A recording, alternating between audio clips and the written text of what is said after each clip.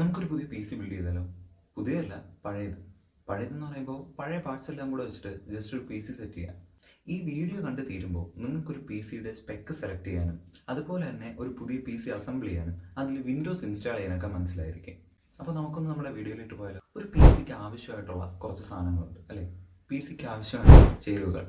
അപ്പോൾ ഒരു കമ്പ്യൂട്ടർ എന്ന് പറയുമ്പോൾ തന്നെ നമുക്ക് ആദ്യം കൊടുക്കേണ്ടത് പവറാണല്ലേ.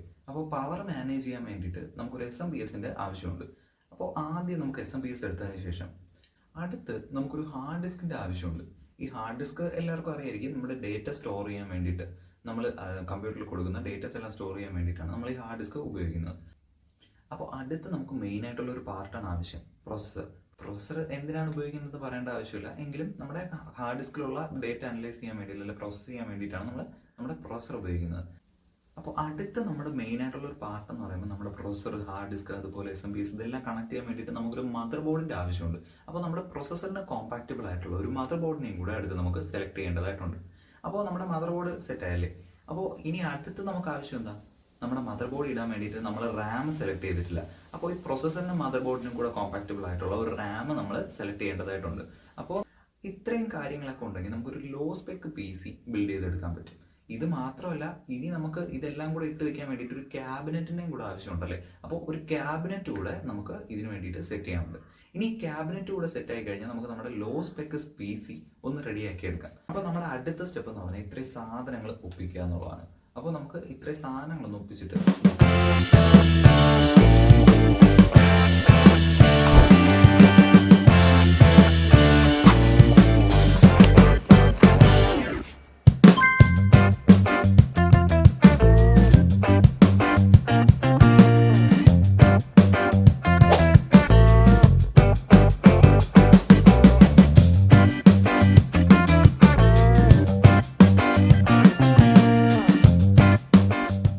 ഇതാണ് നമ്മൾ സെലക്ട് ചെയ്ത മദർ ബോർഡ്. H81 എന്ന് പറയുന്ന ഒരു മദർ ബോർഡാണ്. അതിന് വേണ്ടിയിട്ട് നമ്മൾ നമ്മുടെ പ്രൊസസ്സർ ഇവിടെ സെറ്റ് ആക്കിയിട്ടുണ്ട്. ഇനി നമുക്ക് ഇതൊന്ന് ചെക്ക് ചെയ്ത് നോക്കണം.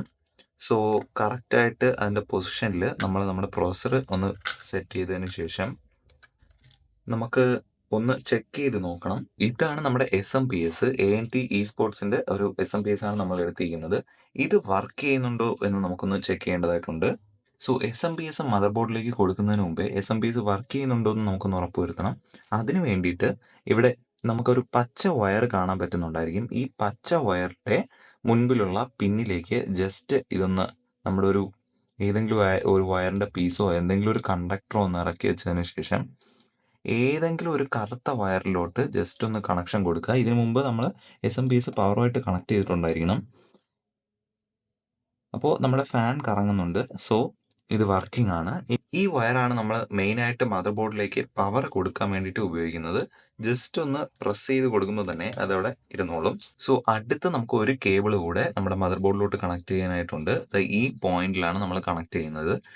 പഴയ SMPS ആയതുകൊണ്ട് തന്നെ വയർ മുറിഞ്ഞിട്ടുണ്ടായിരുന്നു. അത് നമ്മൾ ജസ്റ്റ് ഒന്ന് കണക്ട് ചെയ്തെടുത്തിട്ടുണ്ട്. എന്തായാലും നമുക്കിതൊന്ന് ജസ്റ്റ് കണക്ട് ചെയ്യാം. കറക്റ്റായിട്ടുള്ള രീതിയിലാണ് അത് കണക്ട് ചെയ്യേണ്ടത്. നമുക്ക് നമ്മുടെ SMPS പവറിൽ ഓൾറെഡി കണക്റ്റഡ് ആണ്.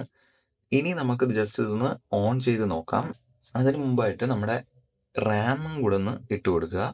റാം ഇടാൻ വേണ്ടിയിട്ട് വളരെ സിമ്പിളാണ്. ജസ്റ്റ് ഇങ്ങനെ വെച്ചൊന്ന് ക്ലിക്ക് ചെയ്ത് കൊടുത്താൽ മതി.